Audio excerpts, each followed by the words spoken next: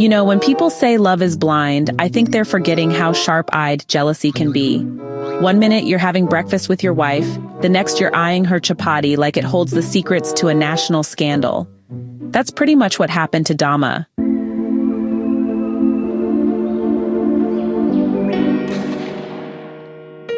Our guy Dama, faithful, responsible, and a bit on the emotionally repressed side, is just minding his own business when he stumbles upon a love letter.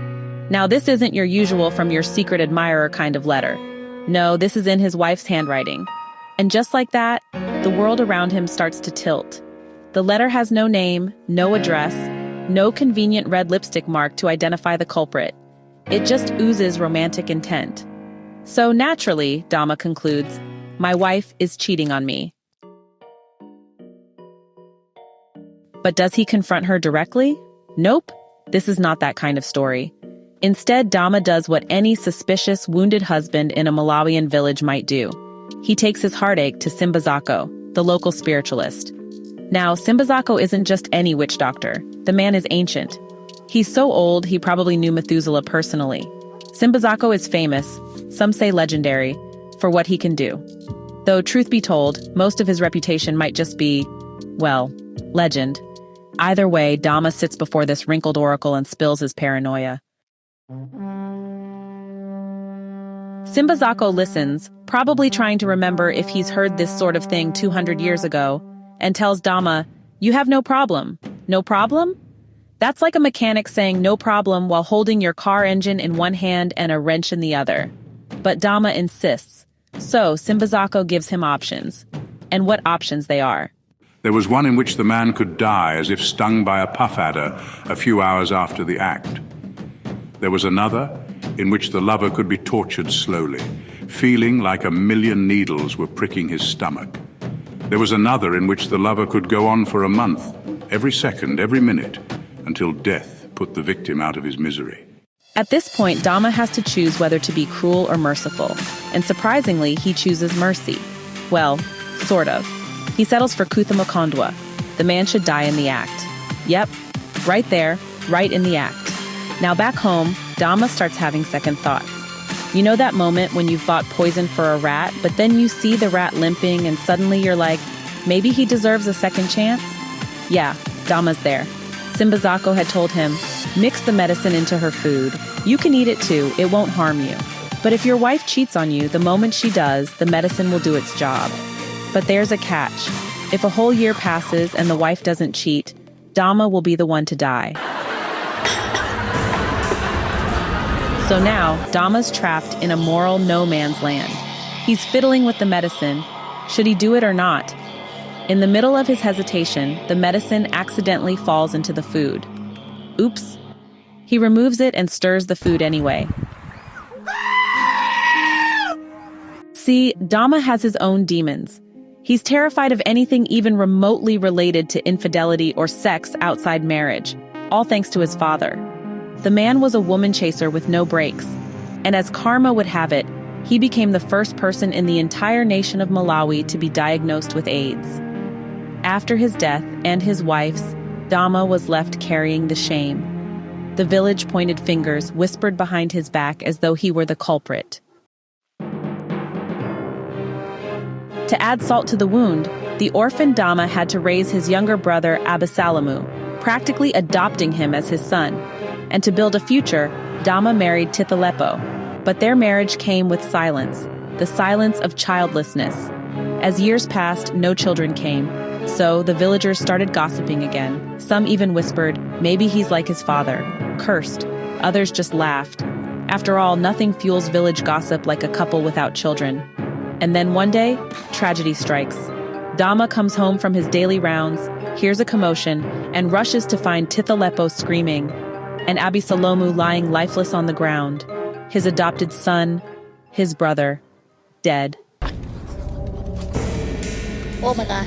Tithalepo runs away. Dama runs. Not to the police, not to the elders, but back to Simbazako's hut, only to find Simbazako himself dead and decomposing in his sacred space. The spiritualist who set this all in motion is now nothing but bones and rot. Hell no! As the dust begins to settle, Tithalepo eventually returns. But the air between her and Dama is thick. They're in the same house, yet on opposite poles. Then, one day, Dama overhears a conversation between his wife and her friend. The kind of conversation that's meant to be overheard. Conveniently loud, curiously placed. Tithalepo is telling her friend how she forced Abisalamu to do what he did, that she did it to bring happiness to Dama. Apparently, she believed that giving him a child would erase the sadness, the gossip, the failure. And that month, she became pregnant. Damn! So here's the million kwacha question. Was this a happy ending?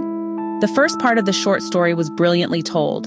The suspense, the cultural tension, the moral complexity, all of it was incredibly well drawn. But the denouement, the revelation, it felt artificial, too convenient, too performative. As though the dialogue between Tithalepo and her friend was written specifically for Dama's ears. As if the author suddenly remembered he had to wrap things up. The dialogue itself was constructed as if it were meant for Dama to hear and be convinced. And that brings us to the real dilemma. Is this truly a happy ending? Is it happy because Tithalepo got pregnant and the couple finally had the child they wanted? Or is it happy because the woman got a child to erase the shame of childlessness, even though the issue was clearly the man's? Because sleeping with a man's brother is no justification for infidelity unless it has been agreed between the two. But then this is one of those moral issues whose answer is subjective. It's hard to judge Tithalepo too harshly, especially in a society where motherhood is seen as a woman's ultimate purpose. But at the same time, what she did, sleeping with her brother-in-law, forcing him even, is ethically murky, to put it mildly. And Dama, poor Dama, faithful, haunted, gossip-worn Dama. In the end, he gets a child, but at the cost of betrayal, trauma, and the death of his brother. It's the kind of ending that leaves you with a bitter taste, like eating honey off a knife. Stanley Onjezani Kenani, the author behind this thought-provoking story, is a Malawian writer and poet of great repute. He's not just a master of short fiction, but also a celebrated poet who has performed at events like the Arts Alive Festival in Johannesburg, Poetry Africa in Durban, and the Struga Poetry Evenings in Macedonia. Kenani's stories often explore the human condition, those murky places where culture, emotion, and morality all kind of intersect. Happy ending might not give us a feel-good resolution, but it really forces us to confront some uncomfortable truths about marriage, masculinity, shame, and the heavy weight of societal expectations. Back in 2007, Kenani's short story For Honor won third prize in the HSBC Essay Pen Competition and was later shortlisted for the prestigious Kane Prize in 2008. He's one of those African writers who just isn't afraid to poke at social taboos, to ruffle feathers, and to lay those uncomfortable truths bare. And Happy Ending does just that. It doesn't offer us the neat Hollywood resolution. Instead, it throws us right into the chaos of village life, heartbreak, tradition, and flawed humanity. Then, it leaves us to decide for ourselves what the real ending is. Was it happy or just necessary? If you enjoyed this breakdown, make sure to like and comment your thoughts below. Was it a happy ending or not? And don't forget to subscribe for more deep dives into African literature and powerful short fiction. Thanks for watching. See you in the next one. Hey, thanks so much for hanging out with me today. If you're interested in diving deeper into this book, I've left some links down in the description. You can use it to grab yourself a copy and keep the adventure going. And if you're in the mood for more great reads, don't go just yet. Click on one of the videos popping up right now that I think you'll love. And don't forget to give this review a like, leave a comment, or even subscribe if you'd like to see more. Every bit of support helps us grow this little community of book lovers. See you in the next one.